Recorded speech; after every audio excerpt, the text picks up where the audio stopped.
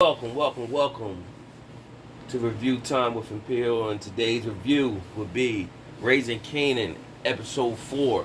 Let's get into it. Yo, subscribe to the channel right off the bat before we even get started. Subscribe and like this video. So this is a filler episode. Not too much going on.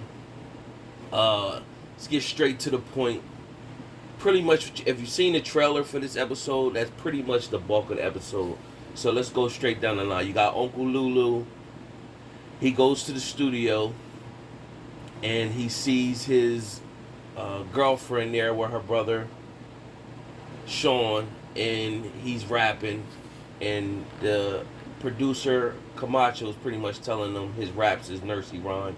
Ain't nobody want to hear that, but you can tell the producer is into Sean's sister, so he telling her, man, them two gonna have to work close. So she's, in her mind right now, it looks like she's trying to do something for her little brother. So she gives a hug to the producer. Meanwhile, Uncle Lulu walks in. He's standoffish. He's not feeling that. He throws Camacho the drugs, but then he's checking it. He tell his girl, I need to talk. They had that back and forth. She pretty much tell him, I'm doing this for my brother. Your older sister put you on, so I'm trying to put my brother on. Now Camacho has this event coming up where he wants to get her little brother Sean into the performance in front of the execs and everything like that. Meanwhile, you had Kanan. He's walking with Davina, and Davina, you still see Kanan head over heels over Davina, and Davina telling about her struggles, her watching her baby sister. She don't even know where the mom at. And so he was like, pretty much, I'll stay with you to watch her with your little sister. She was like, you don't know nothing about changing diapers and stuff. So he sped off and he left. When he left, Unique shows up. Unique shows up pretty much telling Davina that he could pretty much put her mom into a rehab and she could get cleaned up if she give him some information. So of course Davina goes and tell Unique about Kanan came out of that stash house. So Unique mind is he want to hit back because Raquel had something to do with his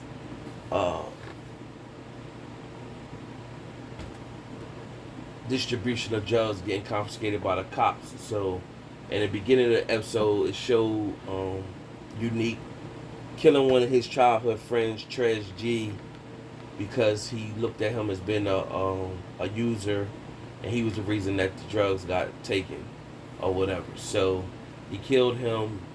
Dean the Connect wanted to cut off the drugs because they hot right now. So they all panicking, and now they know where the stash house is. They want to hit the stash house up.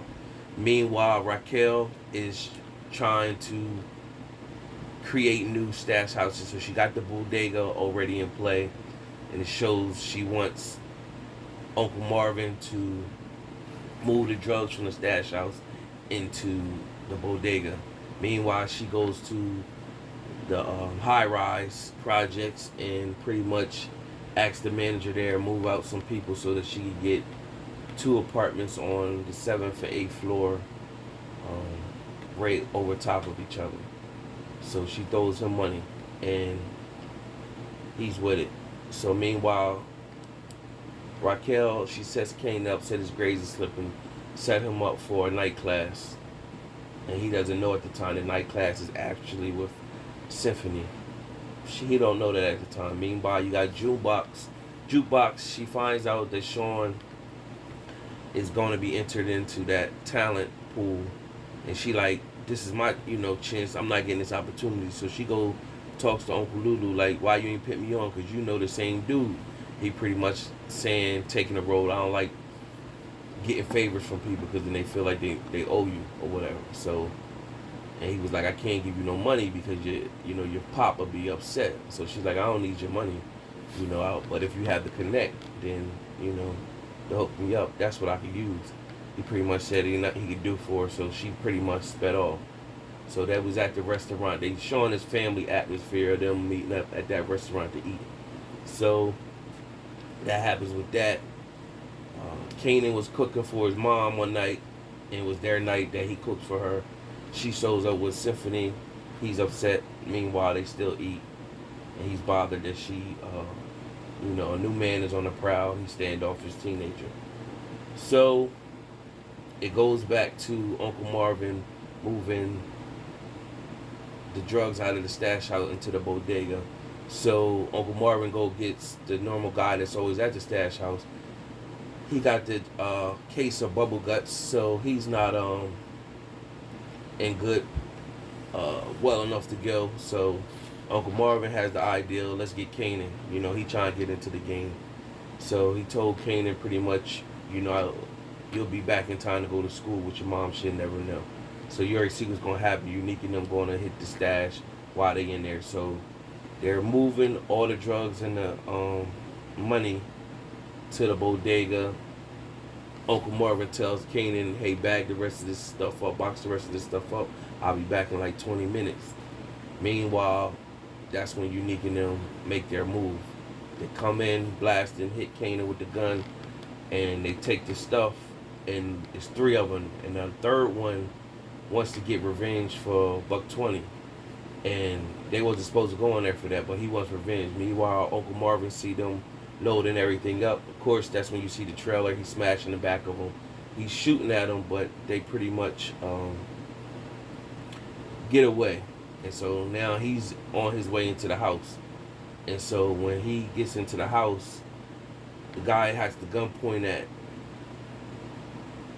Kanan. And so Uncle Marvin's like, hey, yo, young blood, you know who mom that is? I mean, you know who kid that is?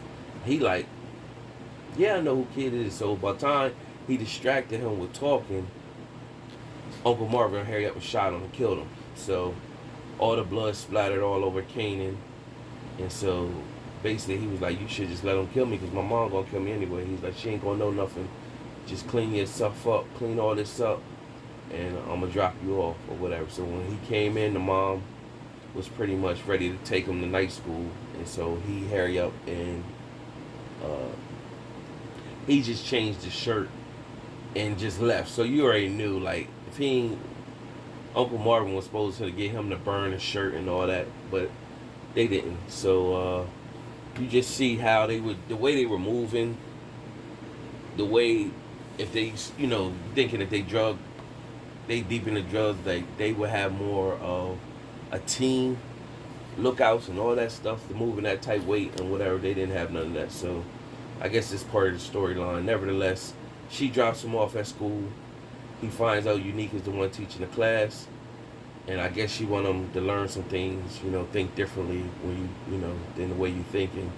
She wants the best for her son. Meanwhile, she go back to the house to do laundry. She finds the shirt with all the blood on it. And that was that. When y'all see Jukebox running in the trailer, she does a mission on her own because the rest of the crew didn't come with her, and she gets grabbed by the same security guard person that she told the other dude to get off of him. That same security guy grabbed her, and he pretty much told her, I'm gonna let you go, pretty much because she helped him out and told her to keep the jacket. Meanwhile, when she got with her girlfriend, the girlfriend told her the story about Ralph Lauren and where he came from and all that, just a little backstory. So that's pretty much the whole episode right there. Subscribe to the channel, like I said in the beginning of the video. Like the video. Tell me what you think about